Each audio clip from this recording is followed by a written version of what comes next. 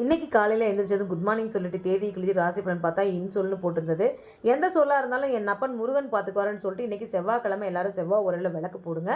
நானும் சமையல் வேலைகளை செய்ய ஆரம்பிச்சிட்டேன். சரி, வாசலை கழுவி கோலம் போட்டுட்டு காலையில் பிரேக்ஃபாஸ்ட்டுக்கு சேமியா பிரியாணி பண்ணலான்னு சொல்லிட்டு ரெடி பண்ணிட்டு இருந்தேன். சேமியா பிரியாணி ஒரு பக்கமும், கொத்தமல்லி சாதம் மதியானம் லஞ்ச் பாக்ஸுக்கும் கத்திரிக்காய் பொரியலும் கொடுக்கலான்னு அதையும் ரெடி பண்ணிட்டு இருந்தேன். கத்திரிக்காய் பொரியல் ஒரு பக்கம் ரெடி ஆகிட்டு இருக்குது.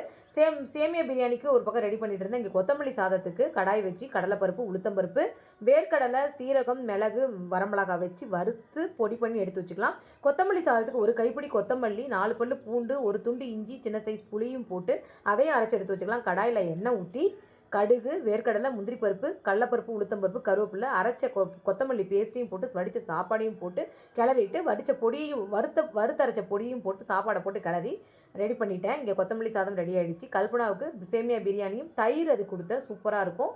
லஞ்ச் பாக்ஸ் கொண்டு போய் ரெடி பண்ணி கொடுத்தா அவள் வாங்கிட்டா.